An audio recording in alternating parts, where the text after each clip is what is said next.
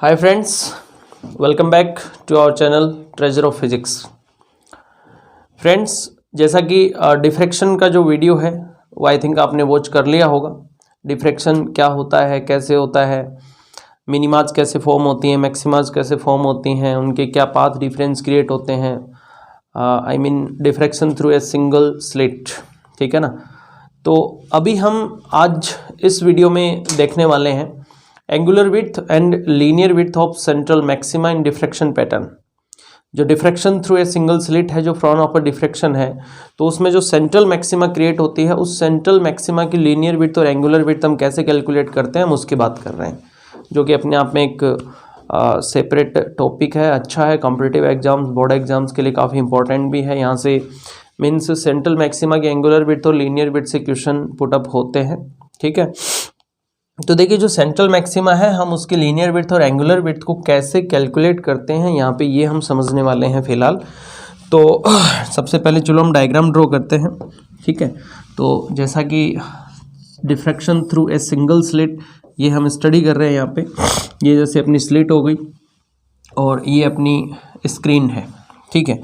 तो स्क्रीन पे जो भाई सेंट्रल मैक्सिमा क्रिएट होती है, और सेंट्रल मैक्सिमा जो क्रिएट होती है स्क्रीन पे, वो सेंट्रल मैक्सिमा जैसे मान लीजिए सबसे पहले अपन स्लिट का सेंटर कंसिडर करते हैं।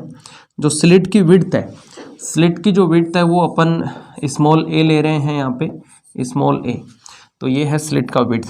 अब ये जो स्लिट है, इस स्लिट का जो सेंटर है भाई, इस स्लिट के सेंटर से अपन जो नॉर्मल ड्रॉ करते हैं, तो वो नॉर्मल जो है वो अपने को स्क्रीन का सेंटर प्रोवाइड करता है। और जो सेंट्रल मैक्सिमा यहाँ पे क्रिएट होती है, वो सेंट्रल मैक्सिमा इसी बिल्कुल सेंटर पॉइंट के दोनों तरफ इस तरह से सेंट्रल मैक्सिमा यहाँ पे क्रिएट होती है, ठीक है।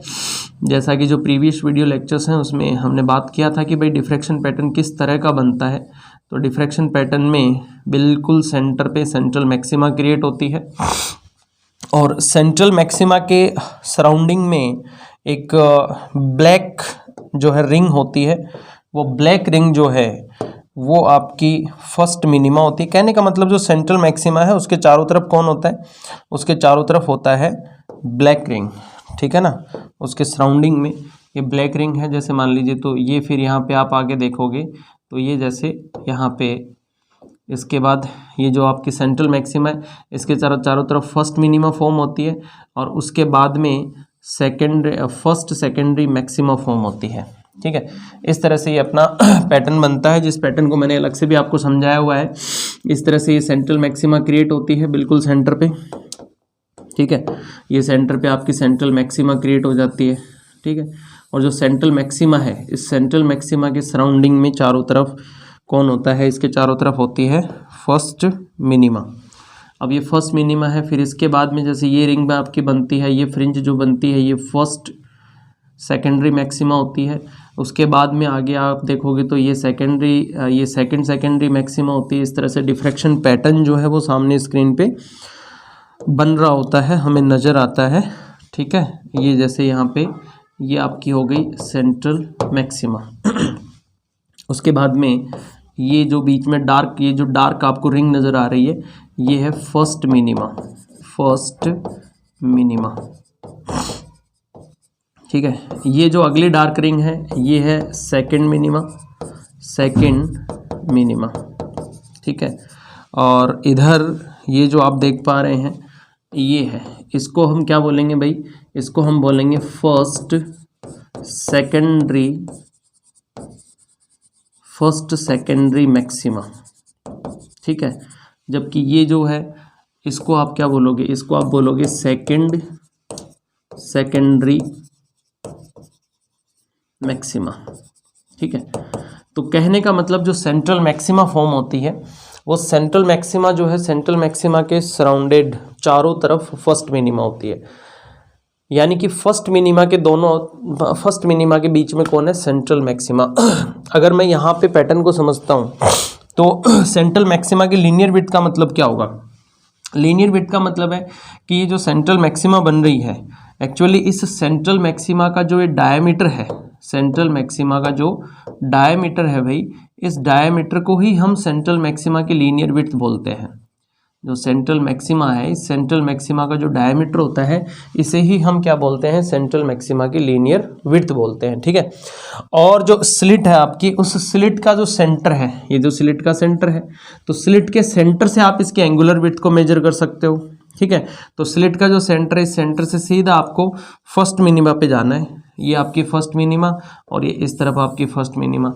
तो कहने का मतलब जो सेंट्रल मैक्सिमा है वो सेंट्रल मैक्सिमा कहाँ फॉर्म हो रही है, सेंट्रल मैक्सिमा जो फॉर्म हो रही है वो फर्स्ट मिनिमा के बीच में तो फॉर्म हो रही है, सेंट्रल मैक्सिमा है, ठीक है।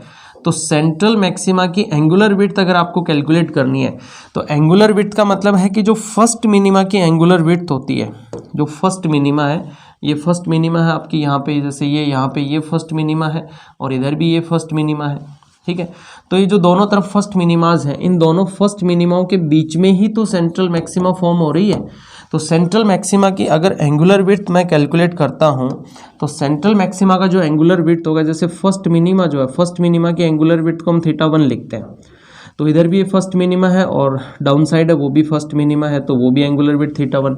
तो कहने का मतलब जो अपनी फर्स्ट मिनिमा है, इस फर्स्ट मिनिमा की जो एंगुलर विड्थ है, उस एंगुलर विड्थ का जस्ट डबल जो है वो सेंट्रल मैक्सिमा की एंगुलर विड्थ होगी, ठीक है। तो फर्स्ट मिनिमा की एंगुलर विड्थ θ1 और उधर वो भी θ1 है, तो कहने का मतलब सेंट्रल मैक्सिमा का जो एंगुलर विड्थ है वो आपका 2θ1 बनेगा, जहाँ पे θ1 क्या है, angular width of first minima, क्योंकि सेंट्रल मैक्सिमा के दोनों तरफ कौन है, फर्स्ट मिनिमा है, ठीक है। तो ये आपको ध्यान रखना है कि सेंट्रल मैक्सिमा की जो एंगुलर विड्थ है वो आपकी 2θ1 यहाँ पे क्रिएट होगी। अब आपको पता है मिनिमा के केस में फॉर मिनिमा,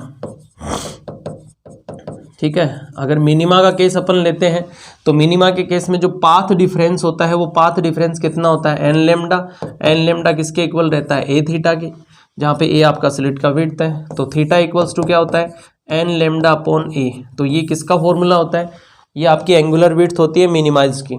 अब आपको सेंट्रल मैक्सिमा की एंगुलर विड्थ अगर कैलकुलेट करनी है तो आपको फर्स्ट मिनिमा की एंगुलर विड्थ देखनी पड़ेगी, ठीक है। तो फर्स्ट मिनिमा के लिए क्या होगा, फर्स्ट मिनिमा के लिए एन आपका 1 होगा, तो फर्स्ट मिनिमा की भाई जो एंगुलर विड्थ होती है वो होती है lambda upon A. Is it clear, first minima जो है उसकी एंगुलर विड्थ है लेमडा अपॉन ए, और सेंट्रल मैक्सिमा की जो एंगुलर विड्थ है वो फर्स्ट मिनिमा की एंगुलर विड्थ से जस्ट डबल है, ठीक है। तो इस तरह से आप यहाँ पे समझ पा रहे हैं कि जो सेंट्रल मैक्सिमा है उसकी एंगुलर विड्थ क्या बनेगी, angular width of central maxima is equals to 2θ1, जहाँ पे θ1 जो है वो angular width of first minima के लिए, और फर्स्ट मिनिमा जो है उसकी एंगुलर विड्थ अपन ने कैलकुलेट की है वो है लेमडा अपॉन ए, सो 2 लेमडा अपॉन ए, ये आपकी एंगुलर विड्थ है भाई सेंट्रल मैक्सिमा की। सेंट्रल मैक्सिमा की एंगुलर विड्थ है 2 लेमडा अपॉन स्मॉल ए, जहाँ पे स्मॉल ए स्लिट की साइज और लेमडा है लाइट की वेवलेंथ। Is it clear. अब हम बात करते हैं कि लीनियर विड्थ का फॉर्मूला क्या होगा। लीनियर विड्थ के लिए देखिए, ये जो आपकी स्लिट है, ठीक है, जो स्लिट है अपनी, इस स्लिट से जो स्क्रीन का डिस्टेंस है भाई, इस डिस्टेंस को अपन कैपिटल डी कंसिडर करते हैं, है ना। Distance between slit and screen is capital D, whereas size of slit is small a, ठीक है।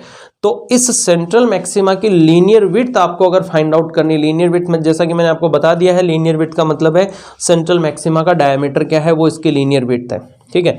तो लीनियर विड्थ आप कैसे कैलकुलेट करोगे, लीनियर विड्थ को कैलकुलेट करने के लिए आपको यहाँ पे ध्यान देना है कि लीनियर विड्थ जो है वो किस तरह से कैलकुलेट होती है, ठीक है। तो उसके लिए क्या करना पड़ेगा, ये जो स्क्रीन का अपना सेंटर है भाई, स्क्रीन के सेंटर को सेंटर एज्यूम कर लेना है। स्क्रीन के सेंटर को सेंटर एज्यूम करते हुए कैपिटल डी रेडियस का अगर मैं एक सर्किल बनाता हूं, स्लिट का जो आपका सेंटर है, स्लिट का जो सेंटर है ना, स्लिट के सेंटर को एज्यूम करते हुए, स्लिट का जो सेंटर है उसको सेंटर मान लो, तो उसको सेंटर एज्यूम करते हुए कैपिटल डी रेडियस का अगर मैं एक सर्किल ड्रॉ करता हूं, तो कैपिटल डी रेडियस का सर्किल कुछ इस तरह से, कैपिटल डी वाला जो रेडियस वाला जो सर्किल है, सर्किल आपका ऐसे ड्रॉ होगा। तो मैंने ये सेंटर एज्यूम किया, जो स्लिट का सेंटर है उसी को मैंने सेंटर एज्यूम कर लिया, इसको सेंटर एज्यूम करके, और रेडियस मैंने कितनी लेनी है, रेडियस मुझे लेनी है कैपिटल डी। कैपिटल डी मतलब जो अपने स्लिट और स्क्रीन के बीच की डिस्टेंस है। कैपिटल डी रेडियस का एक सर्किल अगर मैं ड्रॉ करता हूं, तो देखिए ये जो आपका सर्किल ड्रॉ हो रहा है, इस सर्किल की ये जो आर्क यहाँ पे बनती है, ये आर्क जो है, दिस आर्क, ये जो आर्क है अपने आप में, ये आर्क अगर आप देखोगे तो ये आर्क जो है, ये आर्क अपने आप में सेंट्रल मैक्सिमा की क्या आ रही है, लीनियर विड्थ आ रही है। भाई लीनियर विड्थ का मतलब सेंट्रल मैक्सिमा का डायमीटर ही तो कैलकुलेट करना है आपको। तो स्लिट का जो सेंटर है उसको सेंटर मानते हुए कैपिटल डी रेडियस का सर्किल अगर बनाते हो तो उस सर्किल की एक आर्क बनेगी, कौन, सेंट्रल मैक्सिमा की लीनियर विड्थ। तो ये जो सेंट्रल मैक्सिमा की यहाँ पे लीनियर विड्थ जो है, ये लीनियर विड्थ जो ये लीनियर विड्थ जो है, इसको मैं y कंसिडर करता हूँ। जो लीनियर विड्थ है उसको मैं क्या कंसिडर करता हूँ, y कंसिडर करता हूँ। तो लीनियर विड्थ क्या होगी, linear width of central maxima. तो लीनियर विड्थ के लिए क्या करना पड़ेगा आपको, प्लेन एंगल का फॉर्मूला यूज करना पड़ेगा, प्लेन एंगल। ठीक है, प्लेन एंगल कितना बन रहा है, वो है 2θ1। प्लेन एंगल मतलब ये टोटल एंगल, ये वाला टोटल एंगल, ये टोटल एंगल कितना बन रहा है, 2θ1। सो प्लेन एंगल का फॉर्मूला होता है बेटा जी आर्क अपॉन रेडियस। तो आर्क कौन है, आर्क जो है वो तो है सेंट्रल मैक्सिमा की लीनियर विड्थ, वो तो हो जाएगी आर्क। और रेडियस कौन होगा, वो होगा कैपिटल डी। सो आर्क अपॉन रेडियस, सो आर्क है बेटा वाई और रेडियस है कैपिटल डी। ये वाई तो आपको कैलकुलेट करना था, तो इस तरह से लीनियर विड्थ होगी Y is equals to 2θ1 into capital D, ये लीनियर विड्थ है। अब θ1 क्या है यहाँ पे, θ1 है यहाँ पे एंगुलर विड्थ फर्स्ट मिनिमा के लिए। तो फर्स्ट मिनिमा की जो एंगुलर विड्थ है वो है लैम्डा अपॉन ए। तो इस तरह से आपका फाइनल रिजल्ट बना y is equals to 2 lambda capital D upon small a. यह आपका फाइनल रिजल्ट यहाँ पे बन चुका है, आप इस रिजल्ट पे ध्यान दें। ठीक है, ये आपका फाइनल जो रिजल्ट है वो यहाँ पे बन गया। तो 2 lambda capital D upon small a, ये लीनियर विड्थ है, जबकि एंगुलर विड्थ का फॉर्मूला है 2 लैम्डा अपॉन स्मॉल ए। अब थोड़ा सा फर्क है, देखो एंगुलर विड्थ के फॉर्मूले में कैपिटल डी नहीं है और लीनियर विड्थ के फॉर्मूले में कैपिटल डी है। तो ये ध्यान दें, जब भी कोई क्वेश्चन पुटअप होता है सेंट्रल मैक्सिमा पे, तो सेंट्रल मैक्सिमा की या तो एंगुलर विड्थ पे क्वेश्चन होगा या लीनियर विड्थ पे क्वेश्चन होगा। तो आपको ध्यान देना है कि जो एंगुलर विड्थ है वो एंगुलर विड्थ कैपिटल डी पे डिपेंडेंट नहीं है। कहने का मतलब ये जो आपकी स्लिट है, स्लिट से स्क्रीन को अगर आप दूर ले जाते हो या स्क्रीन को पास लेके आते हो तो एंगुलर विड्थ पे कोई फर्क नहीं पड़ता है, लीनियर विड्थ पे फर्क पड़ता है। ठीक है, तो ये आपका एक अलग सा टॉपिक था जिसमें सेंट्रल मैक्सिमा की लीनियर विड्थ और एंगुलर विड्थ के बारे में हमने डिस्कशन किया। तो सेंट्रल मैक्सिमा पे रिलेटेड जो भी क्वेश्चंस हो आप इजीली आप देख सकते हो कि वो कैसे सोल्व होंगे। तो ये डिफ्रैक्शन का अपना पार्ट था। और इससे पहले हमने जो प्रीवियस अपने डिफ्रैक्शन के वीडियो लेक्चर्स थे उसमें हमने मिनिमा और सेकेंडरी मैक्सिमाज की एंगुलर विड्थ को हमने वहाँ कैलकुलेट करना सीख लिया था और यहाँ हमने सीखा है सेंट्रल मैक्सिमा से रिगार्डिंग। बाकी डिफ्रैक्शन पैटर्न में इंटेंसिटी डिस्ट्रीब्यूशन कर्व भी बनाया जाता है, इंटेंसिटी डिस्ट्रीब्यूशन कर्व। तो इंटेंसिटी डिस्ट्रीब्यूशन कर्व अगर मैं बात करूं इसमें डिफ्रैक्शन पैटर्न में, तो डिफ्रैक्शन पैटर्न में सेंट्रल मैक्सिमा की इंटेंसिटी तो होती है भाई सबसे ज़्यादा, मैक्सिमम। फिर सेंट्रल मैक्सिमा के बाद में जो मैक्सिमाएं बनती हैं उनकी इंटेंसिटी कम होती चली जाती है। तो इंटेंसिटी जो डिस्ट्रीब्यूशन कर्व बनता है डिफ्रैक्शन पैटर्न का, वो वैसा नहीं बनता है जैसा इंटरफेरेंस में बनता है, क्योंकि इंटरफेरेंस पैटर्न में तो डार्क और ब्राइट फ्रिंज, जो जितने भी ब्राइट फ्रिंज होते हैं उन सबकी इंटेंसिटी सेम रहती है, लेकिन डिफ्रैक्शन पैटर्न में ऐसा नहीं होता है।